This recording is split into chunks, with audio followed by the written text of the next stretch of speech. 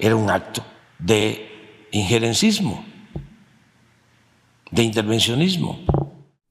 Mexico's President Andrés Manuel López Obrador is a very brave man. I've done a series of reports looking at the statements that he has made condemning U.S. meddling in his country.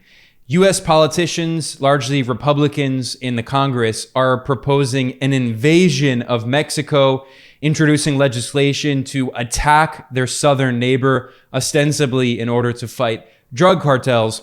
And in response, Mexican President López Obrador, known by the acronym AMLO, has been condemning U.S. meddling and intervention in his country.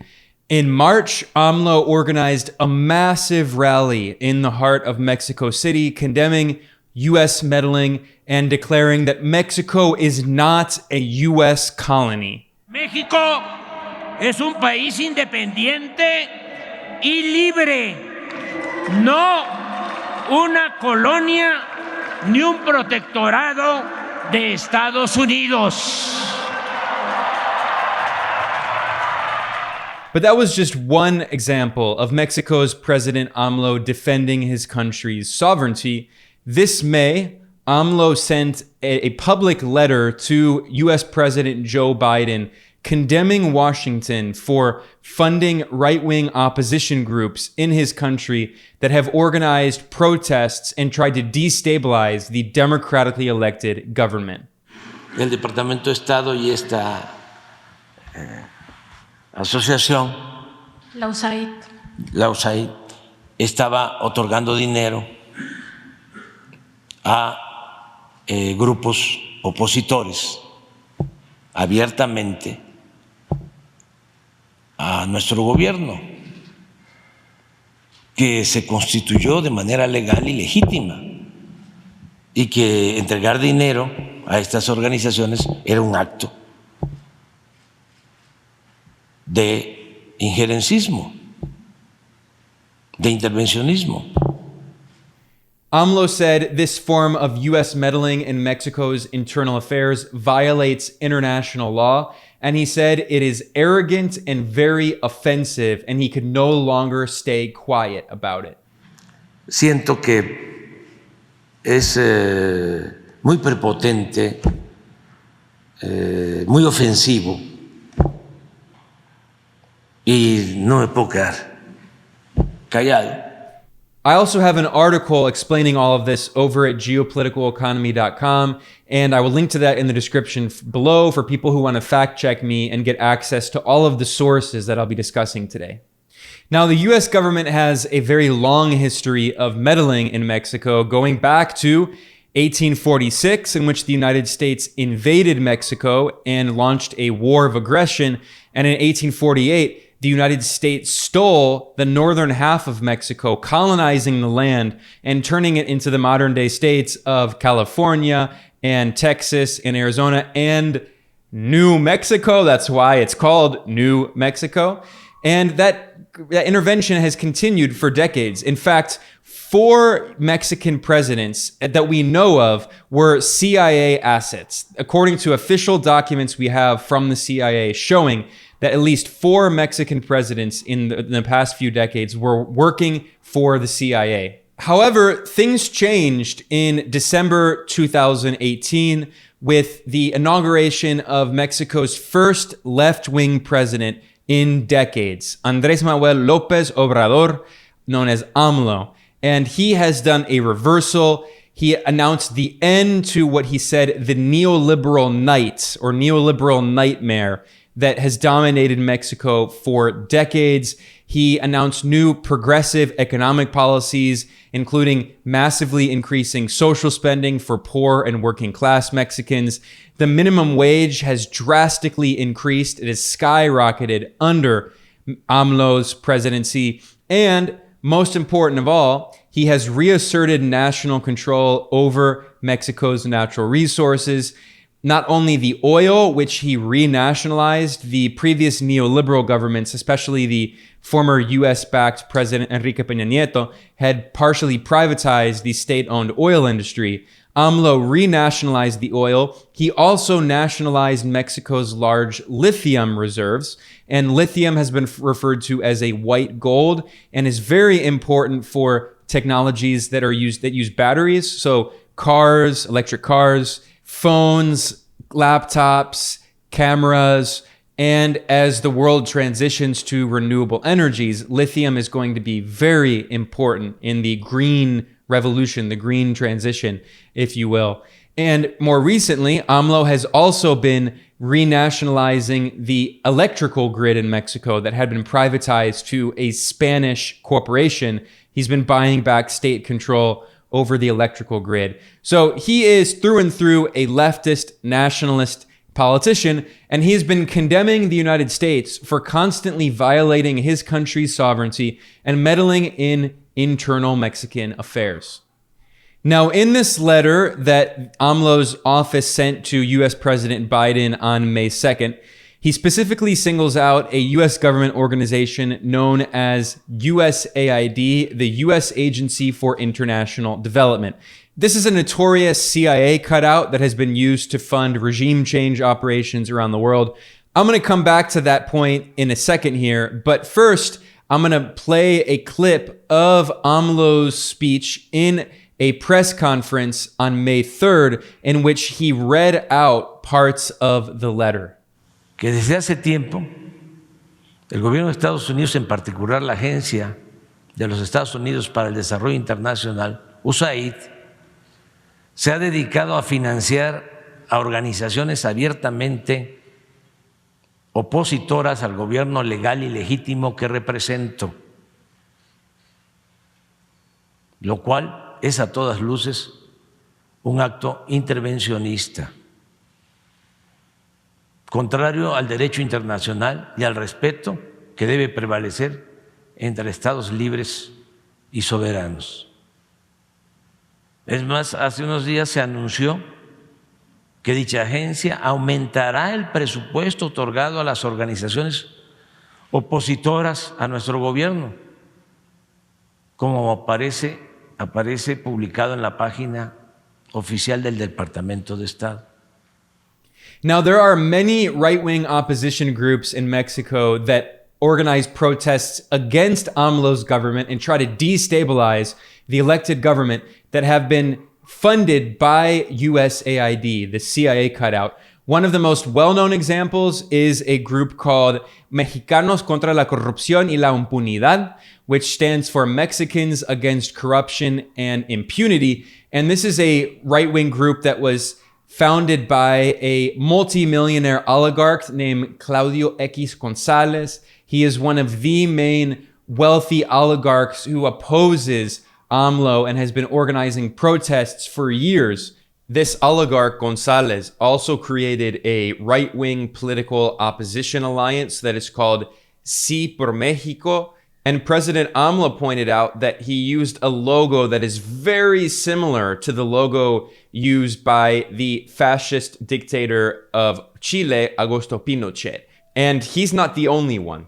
There are also other organizations that have been funded by USAID, including media outlets, by the way, that constantly attack AMLO and his progressive social policies and economic policies of support for the poor and nationalization of strategic natural resources. Now, despite its name, the U.S. Agency for International Development is very much not a humanitarian organization. It has a scandalous history. In the 1980s, USAID was used as a CIA front to send weapons to the far-right Contra terror group in Nicaragua, which the CIA created and trained and funded to try to violently overthrow the revolutionary Sandinista government in Nicaragua. And the Los Angeles Times reported in 1987, quote, Oliver North and other Reagan administration aides deliberately used a 1986 program of humanitarian aid for Nicaraguan rebels to help support the secret effort to deliver military aid to the Contras. And they specifically said, U.S. officials said, that Oliver North and the CIA used the so-called humanitarian aid program as a piggyback operation wherever they could get away with it in order to send these weapons and other material to the Contra death squads.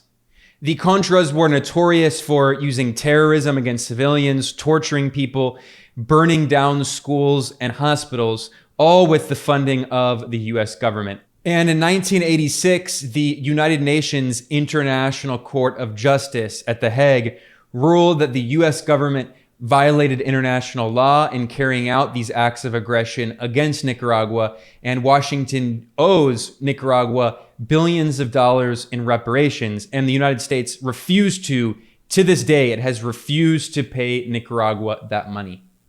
And that's certainly not the only example. In 2019, the United States backed a coup attempt against Venezuela's democratically elected leftist Chavista government. And USAID was an organization that worked very closely with the military, the Pentagon. And specifically on February 23rd, 2019, USAID and the Pentagon worked with right-wing extremists over in Colombia to try to violently push material across the Venezuelan border, violating Venezuelan sovereignty. And they claimed it was humanitarian aid. However, the United Nations and the International Red Cross said it was not humanitarian aid. And even USAID itself admitted in an internal audit in 2021 that the operation violated humanitarian commitments. So USAID is not a humanitarian organization. It is a CIA front that is used to try to destabilize independent governments where Washington wants regime change, especially foreign governments that have leftist leaders. Now, another US government organization that has funded right-wing opposition groups in Mexico is the National Endowment for Democracy, NED, which is also a CIA cutout. The Washington Post admitted this in a 1991 article titled "Innocents Abroad, the New World of Spyless Coups." This article boasted of how US government-backed organizations carried out a series of coups in the former Soviet Union in 1991. One of the key organizations that was involved in funding these US-backed coups was the NED. The Washington Post wrote, quote, "The sugar daddy of overt operations has been the National Endowment for Democracy, which is funded by the US Congress. Through the late 1980s, it did openly what had once been unspeakably covert, dispensing money to anti-communist forces behind the Iron Curtain." And that did not end in the 1980s, despite what this article implies.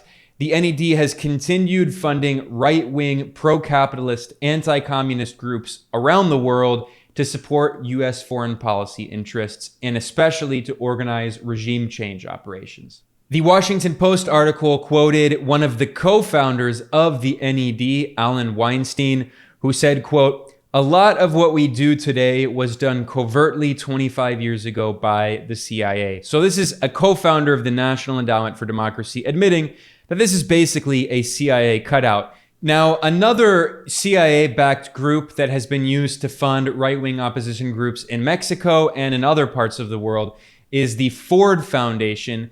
And the journalist Frances Stoner Saunders showed in her book, The Cultural Cold War, just how close the Ford Foundation is to the CIA. She described both the Ford Foundation and the Rockefeller Foundation as conscious instruments of covert US foreign policy, with directors and officers who were closely connected to or even members of American intelligence. She said the Ford Foundation was simply an extension of government in the area of international cultural propaganda that was closely involved in covert actions in Europe, working closely with the Marshall Plan and CIA officials. She added that the Ford Foundation's board was packed with cultural cold warriors, and they were also closely linked to Wall Street. So the powerful corporate interests in the United States working hand in glove with the CIA to try to overthrow communism and socialism around the world and advance the interests of Western capitalists. And still today, the Ford Foundation is continuing to fund these anti-communist, pro-imperialist groups in Mexico and across the world in dozens of countries. Now, it's no secret for anyone who has studied Latin American history that the United States has for a long time, for many decades, funded right-wing groups across the region to try to destabilize and overthrow left-wing elected governments. The US has backed coups all across the region. The most famous coup d'etat was the CIA's 9/11 attack in 1973, in which it overthrew the democratically elected socialist president of Chile, Salvador Allende, and installed a fascist dictatorship led by the far-right military dictator Augusto Pinochet. In 1954, the CIA organized a coup that overthrew Guatemala's democratically elected left-wing president, Jacobo Arbenz, because he was redistributing land to the poor, challenging corporate interests of US companies like United Fruit. A decade later, in 1964, the CIA backed a fascist military coup that overthrew Brazil's democratically elected left-wing president and installed a fascist military dictatorship. And the same story happened in Argentina and Paraguay and countries all across the region. More recently, in the past few years, we see that the US has continued backing these far-right coups against elected left-wing leaders in Latin America. In 2014 and 2017, the US backed violent coup attempts in Venezuela. And then in 2019, the US tried this coup attempt with Juan Guaido. In 2018, the US backed a violent coup attempt to try to overthrow Nicaragua's democratically elected Sandinista government. In 2019, the US successfully sponsored a fascist-led coup against the elected president of Bolivia, Evo Morales. The US backed judicial coups, political coups in 2016 and 2018 in Brazil against Dilma Rousseff and Lula da Silva of the Workers' Party. And in December of 2022, most recently, the US backed a political coup against the democratically elected left-wing president of Peru, Pedro Castillo. Following that, the unelected right-wing coup regime massacred dozens of protesters who were largely of indigenous descent from poor rural areas. Now, before I conclude here, I just want to reflect on how historic López Obrador is as a president of Mexico and the comments that he has repeatedly made, not just in this most recent press conference, but for years now. Mexico has not had a president like him for decades, a leftist nationalist president who is willing to stand up to the United States. This shows how AMLO is taking Mexico in a new direction with his progressive fourth transformation that he calls it, which is a left-wing nationalist vision for developing Mexico as an independent sovereign state. It doesn't want to take orders from the US. Now, yes, some people may say that leaders like Cuba's revolutionary president Fidel Castro, Venezuela's Hugo Chavez, Nicaragua's Daniel Ortega have all very vociferously criticized US imperialism. But there's a big difference. We're talking about a neighbor of the United States. Mexico and the US have a 3,000 kilometer border. Mexico for decades has really been subordinated to the United States. The US has really imposed its political and economic will on the country. Mexico is one of the top US trading partners, and the United States is Mexico's top trading partner. So the fact that AMLO is willing to criticize the United States really shows how brave he is and how he's standing up for the sovereignty of the Mexican people in a way that a Mexican leader hasn't done probably in 80 years since Cárdenas. Lázaro Cárdenas, the leftist nationalist leader who nationalized his country's oil and railroads and kicked out US corporations in the 1930s. AMLO himself has repeatedly honored Cárdenas and referred to himself as a Cardenista, following in the path of this leftist Mexican president. But I also think that we can understand AMLO and his fourth transformation by going back to the history of the Mexican Revolution itself in the 1910s, in which there was a massive popular revolution in the country against the landlord class, this kind of feudal parasitic class that were descendants of Spanish colonialists. So I just want to conclude on that note, pointing out that AMLO very much is drawing from the legacy of the Mexican Revolution in defense of his country's sovereignty. With that, I'm going to conclude here. I'm Ben Norton, the editor-in-chief of Geopolitical Economy Report. If you like the work that we do here, you can go to geopoliticaleconomy.com/support, and there's several ways to donate. The best way is you can become a patron over at patreon.com/geopolitical economy. We have no institutional support and no big donors. We rely entirely on small donors, listeners, and viewers like you all. And whatever platform you're on, please consider subscribing to help promote our material in the algorithm. I want to thank everyone. I'll see you next time.